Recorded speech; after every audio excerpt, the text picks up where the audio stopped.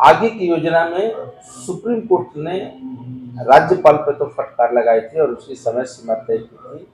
Supreme court ने अब राष्ट्रपति की भी समय सीमा तय की, क्योंकि जरूरी है। अगर आप बिल को अटकाते हैं, लटकाते हैं, भटकाते हैं मोदी जी की भाषा में, तो इसका असर सीधे जनता पे पड़ती है।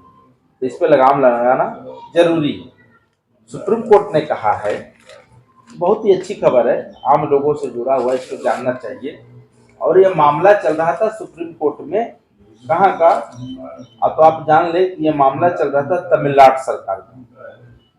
सुप्रीम कोर्ट ने 415 पेज का फैसला शुक्रवार को दिया था, जिसमें उन्होंने बताया था, शुक्रवार की खबर है, हम आपको आज विशेषण करके बता रहे हैं, जो कि आप तक सही और पक्की खबर पहुंचाएंगे। सुप्रीम कोर्ट ने कहा था, संवैधानिक प्राधिकार के रूप में राज्यपाल संविधान के द्वारा प्रक्रिया में बंधे हुए हैं, परंतु विधानसभा में पास बिल को 5 साल तक रोकना जनप्रतिनिधि लोकतंत्र के मूल सिद्धांतों के और संविधान के खिलाफ है। 5 साल तक बिल को रोक देंगे तो जनता के 5 साल में सरकार ही बदल जाती है, चुनी जाती है। तमिलनाडु के 10 बिल मूल रूप में पारित होकर के राज्यपाल के पास भेजे गए थे, काफी वक्त हो गया, पास नहीं हुआ था।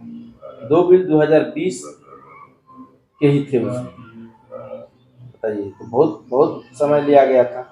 राज्यपाल को यह भी समझना चाहिए कि विधानसभा में राज्य सरकार के कार्यकाल ही 5 साल का होता है, निर्वाचित प्रतिनिधि उसके प्रति उत्तरदायी है। सुप्रीम कोर्ट ने बहुत ही सही और माकूल कहा है। इसी तरह सुप्रीम कोर्ट ने राष्ट्रपति को भी कहा है कि तय समय पर आप बिल का निपटारा करें, अगर संभव नहीं है तो आप उसको वापस कर दें, लेकिन लटका के अटका के रखने का कोई भी मतलब नहीं बनता है।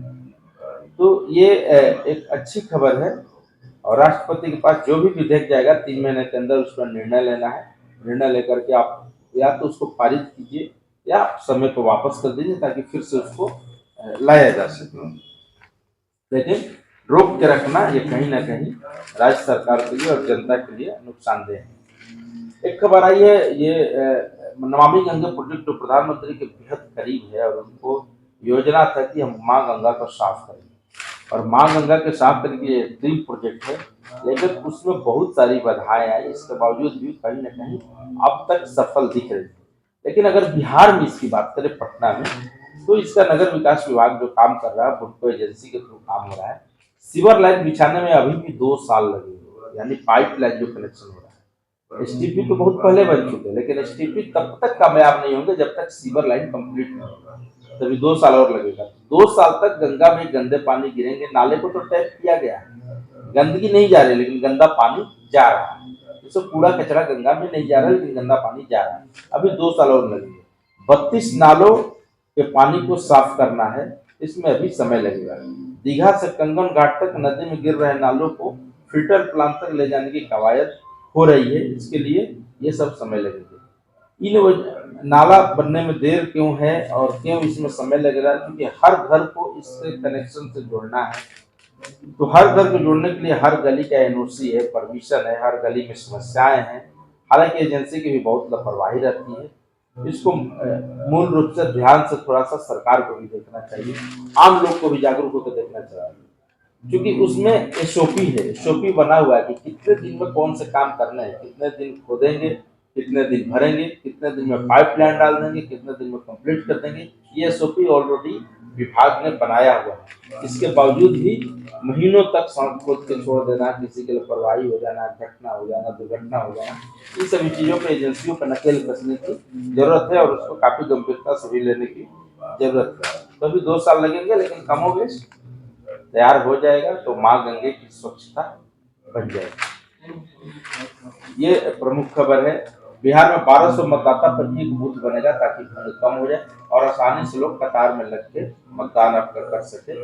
ये कवायद इसलिए की जा रही है क्योंकि हर व्यक्ति मतदान करे, मतदान का परसेंटेज बढ़े, इसी के लिए की जा रही है।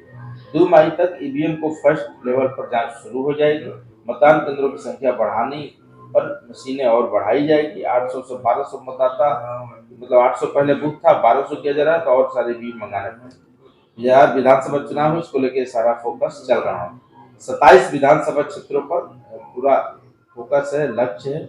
लक्ष्य ये है कि 10% इस बार मतदान बढ़ाना है, यानी 10% तक वोटिंग परसेंटेज बढ़ाना है। इसके लिए पूरी कवायद चल रही है। बिहार को पीएम आवास योजना में लगातार पैसा मिल रहा है, 8,000 करोड़ रुपए और मिलेंगे, इससे नुकसान ना हो।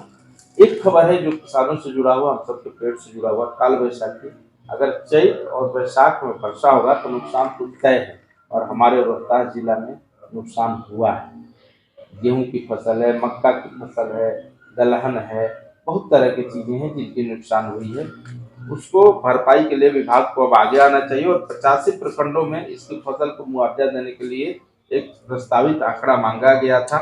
अभी तक उसकी कृषि विभाग को रिपोर्ट नहीं मिले हैं। रिपोर्ट जल्दी करके दे दीजिए ताकि किसानों को परेशानी मत कीजिए। किसान ऐसे ही बेचारा गरीब किसान मर रहा है, उसको परेशानी हो रही है, फसल का उचित मूल्य नहीं मिलता है। राज्य सरकार जब से एमएसपी पर खरीद रही कुछ तो मिल जाता है, लेकिन अभी भी बहुत किसानों को उसका लाभ नहीं मिल पाता है। तो इसको थोड़ा सा ध्यान।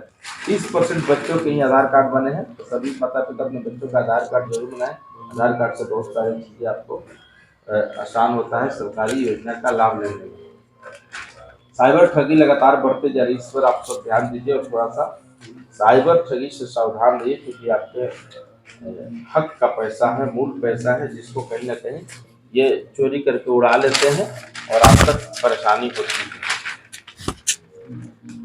कोटा बहुत बड़ा एक हब बन चुका है, क्योंकि कोटा में ये सब चीज़ की तैयारी होती है, और कोटा में जाने के लिए लोग, और वहाँ के सांसद जो हैं बहुत ही सौम्य स्वभाव के, बहुत ही हंसमुख इंसान है, और देश के संसद के जो चेयरमैन भी हैं, तो ओम बिरला साहब लोकसभा अध्यक्ष हैं, उन्हीं का वो क्षेत्र है। तो कोटा में काफ़ी शिक्षा के क्षेत्र में काफ़ी काम हुए हैं। बिहार से लेकर अन्य राज्यों से बच्चे जाते हैं पढ़ने के लिए। एक आस्था और अधिकार की बात आपको बताते हैं। खगड़िया की गौड़ा शक्ति का एक मामला है, जो मामला कोर्ट में पहुंच चुका है। और मामला क्या है, एक पीपल के पेड़ काटने, बहुत ही पुराना पीपल का पेड़ है, और उसको काटने के लिए एक वर्ग कह रहा है काट देंगे, दूसरा वर्ग कह रहा है नहीं। ये आस्था है, ये पीपल का पेड़ पौराणिक पेड़ है, इसको बचा के हमको रखना है। इसका कोर्ट पहुंचा है, हाई कोर्ट में ये विवाद पहुंचा है। डीएम से एक जल्द रिपोर्ट मांगा गया है, क्योंकि पेड़ को काटना उचित नहीं है। ऐसे भी बहुत सारे पेड़ कट के कंक्रीट के जंगल खड़ा हो चुके हैं, जिसका खामियाजा इस तरह के मौसम में भुगतने पड़ते हैं। कि आप देखिए कि अप्रैल में भी बारिश हो रही है, कभी चैत में बारिश नहीं होती, और चैत में बारिश हुई तो उसका नुकसान तय बा। तो ये सब रिपोर्ट है आपके लिए, आप योजना आप तक हम पहुँचाते हैं, ध्यान से देखिए, सुनिए और उसका लाभ उठाइए। मेरी ये कोशिश रहती है कि आप तक सभी बातों को पहुँचा दूँ, क्योंकि आप पेपर पढ़ते हैं, नहीं पढ़ते हैं, देर से पढ़ते हैं, पढ़ के भी बहुत सारी चीज़ें हड़बड़ी में नहीं समझ पाते हैं। तो हमारी कोशिश रहती है कि आपके जो काम की खबरें आप तक पहुँचाएं। धन्यवाद। थोड़ा चैनल को लाइक सब्सक्राइब करते रहिए, मेरा मोटिवेशन उसी से होता है, और इसको आगे भी थोड़ा बढ़ाते रहिए, क्योंकि काम की खबरें तो सबको पहचान। धन्यवाद।